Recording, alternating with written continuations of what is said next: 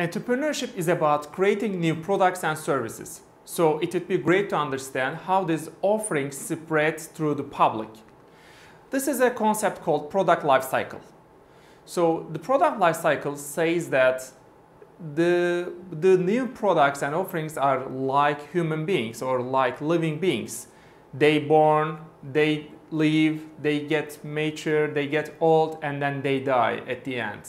And through these terms, actually, at the product development stage, you lose some amount of money, and then in the introduction stage, some people start to use your product, and then as you grow, some other people start to use products. So this is the growth stage, and then you go into a maturity stage, and then the products decline or die.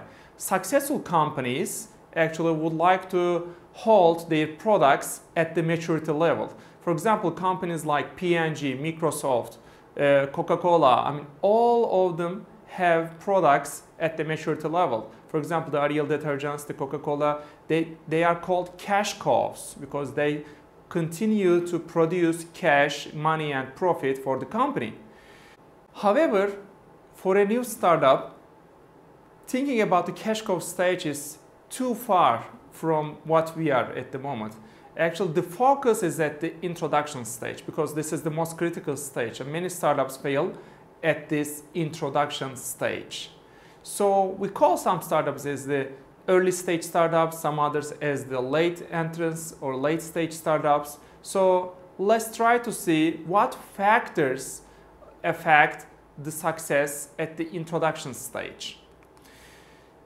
Actually, the initial model by Everett Rogers in 1970s, he calls about the diffusion of innovations, and he says that there are 5 factors which have an effect on the success of the diffusions. One of them is the relative advantage, which means that your product needs to have some competitive edge. Another one is the compatibility, whether it has compatibility with the existing products. Another one is the complexity, how easy it is to use. Another one is trialability, whether I can see and try. And another one is the observability. Based on this theorem, Davis came with the technology acceptance model. And he said that for a technology product to be accepted by the market, actually only 2 conditions are enough. One of them is the perceived usefulness, which has roots in the relative advantage. So a product needs to be useful. Another one is the perceived ease of use, so which means that it shouldn't be complex. Okay, he says that for success, usability and ease of use are the most important elements. And based on that, Jeffrey Moore came up with the technology acceptance lifecycle model, in which he combined the product lifecycle model with the technology acceptance model and the diffusion of innovations model. Here, it looks like the product lifecycle curve. It looks like an inverse U-shaped curve, which is a normal distribution, actually. However, this is a bit different than this product lifecycle. Let me explain how. The first part, the initial users of the target segments that your product will be in is the innovators. These constitute the 2.5% of the target segment of the general public. The second group is the early adopters. Early adopters are the 13.5% of the public. And after innovators and early adopters, there is this majority group. One of them is the early majority, which is 34% of the public, and another one is the late majority, which is another 34%. So these are the mass market. These are the mainstream consumers. So the big companies, they target here. They target this mass consumers. And the remaining 16% is the laggards. So they always come behind all the trends and products or the new offerings. So Jeffrey Moore suggests that for your target segment, actually, you should always target the innovators first because this is the most probable group which will be using your product before all other segments of the group. So these groups are the enthusiasts. They approach your offering as okay, let's try it. So what we do lose? I mean, we are already ahead and we enjoy trying new products. Okay, these are the innovator group. And the second group, early majorities, they are the visionaries. They would like to be in front of the herd. They would like to drive other people. And the early majority people, they are pragmatists. They say, okay, let's follow the herd. They wait until some other people whom they value, like some opinion leaders or celebrities, to use the product. They wait for that. And what Geoffrey Moore says is actually, what is different in Geoffrey Moore is actually, he's saying between those groups, between innovators and early adopters, and also between early adopters and early majority, there is a chasm, which means that you have to jump from this one group to another. So product life cycle is not a continuous process. It's not like a human being. I mean, if we do nothing, we still live. But for the products and for the companies, for the new offerings, you can die at any stage if you cannot jump up the chasm here. So he's saying that the early majorities have different preferences, different expectations from a solution than innovators. And also early majority, their expectations are different than early adopters. So you need to adapt, you need to position your product accordingly when you would like to target the mainstream consumers in early majority. Okay, here also another related concept is the market definition. So while defining your target market, so you might calculate your target segment as the total available market. So this is the total population of the whole market, total population of the target segment. However, this is not what you can reach with your efforts. So there is some market which is accessible within your existing sales force or within your existing resources. So this is the actual total available market to you. And there is also a target market. These are the most probable customers. If we relate that with the Geoffrey Moore's technology life cycle, then we can say this target market is the innovators, should be the innovators and the early adopters at the initial stage of your product. So many people make the mistake of defining their target segment as too broad. Okay, they say, okay, whoever would like to buy a product is my target segment. No, this is wrong. Something which is everything for everybody means nothing for nobody. Please beware of that risk. And also, please know that a few lovers for your product is much better than many people who like your product. Because lovers who can promote, who are the first followers for your product, will set the pace, will set the rhythm, and will set a foundation for the others. So it's really important, to identify a really small, a really niche segment which really values your offering as a solution to their problems. But who are these people? We can say these are the lead users. We can define lead users at 5 different levels. So at the most loose level, they are not aware of they have a problem. Okay, we can skip those people. Another one is who realize they have a problem but don't care. Okay, we should not care them as well. But for the others, people who know they have a problem and who would like to solve their problem. People who know they have a problem and who have an interim solution, who have a temporary solution, who have a house-made solution for the problem. And most importantly, people who would like to pay for a solution. So these are the people who will be lovers for our product. These are the people who will be the niche target segment for our product. So we need to identify those people and we need to find those people to start talking, discovering, and validating our idea. So these are the people whom we need to talk for the customer discovery and customer validation stages. And after that, these are the people whom we can start selling. This cartoon is also a funny way to summarize what the Geoffrey Moore's closing chasm look like? So the innovators are the people who say, wow, this is a cool product. So it might be a solution for my long-lived problem. And early adopters think, wow, that's a really brilliant idea.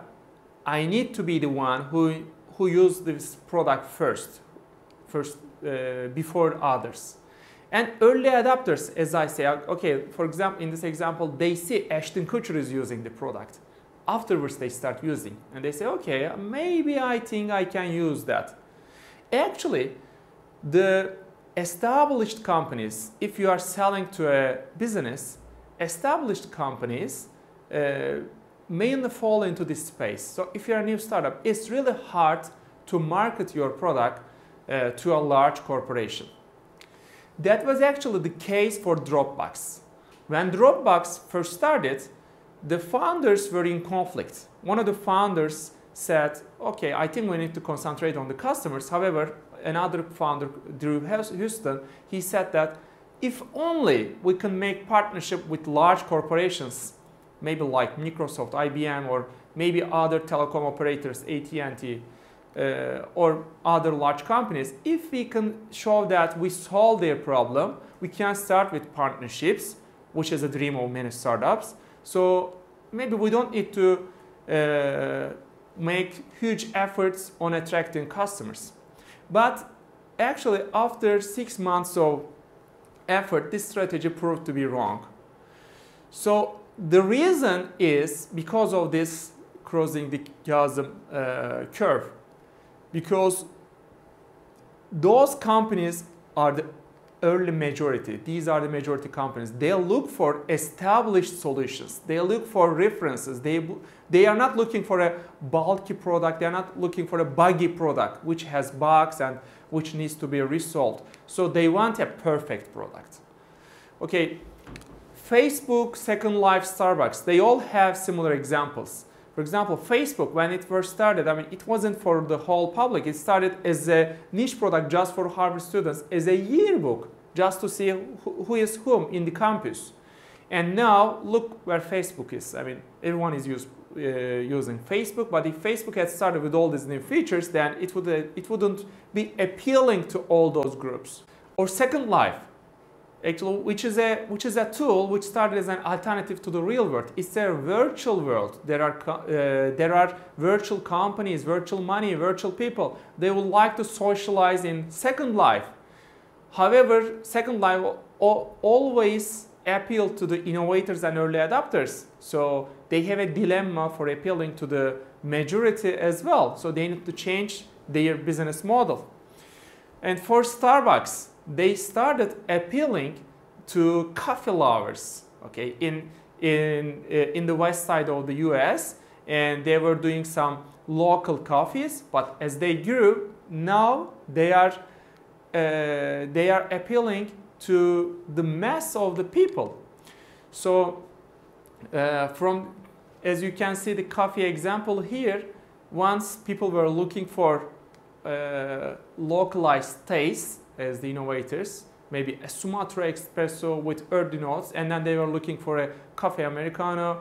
But when they go for the majority, they are looking for more common things, non-fat soy latte, Java chip macchiato. And at the end, the original product is different than what mass is looking for. So that's also another question. What do startups need to do? What do companies need to do once they reach the mass people? Okay, that's another point to consider. Because once they're appealing to the majority of the people, now innovators and early adopters might lose interest and they might go for the next cool product. That's also another step. And that shows that you need to position and differentiate your product accordingly for each type of people. Let me give an example from Turkey. This is Yemek Sepeti, which is the most valuable startup in Turkey's history. Actually, Yemek Sepeti started in 2002 with 3 founders. They started as a marketplace, as an online food delivery service from the restaurants to people. previously people were ordering food from phones, and Yemek Sepeti said, okay, why not create a platform and include restaurants, and people can see the menus of the restaurants and they can order online, and the restaurants deliver the meals at no additional cost. Actually, this strategy proved to be successful in Turkey. As you can see, Yemek Sepeti works with restaurants on the commission basis, and the restaurants make the delivery to consumers once the consumers put their demands on the Yemek Sepeti website.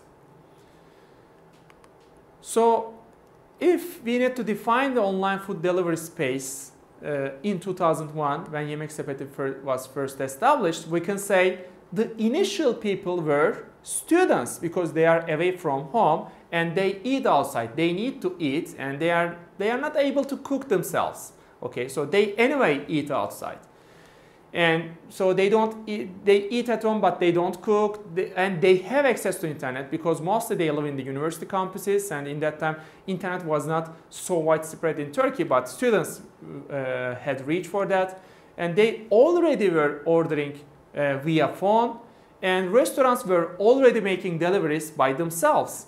So be as specific as you can while defining your target segment. Just try to define your niche as narrow as you can. But now Yemek Sepeti is used by almost all the people in Turkey. The daily order numbers in Yemek Sepeti is more than 150,000 orders per day. That's a huge amount. So in terms of orders, actually they have the most orders in Europe, but in terms of the order size, they have smaller order size in Turkey. Because of this success, they recently expanded to nearby countries such as Saudi Arabia, Dubai, and also they expanded to Russia, but it didn't go well, so they quit from Russia, and then they expanded to Greece with different names. In Saudi Arabia, the name is Food on Click. In Greece, the name is Click Delivery. And with this success, Yemek Sepeti was acquired by the largest online food delivery service company in the world called Delivery Hero.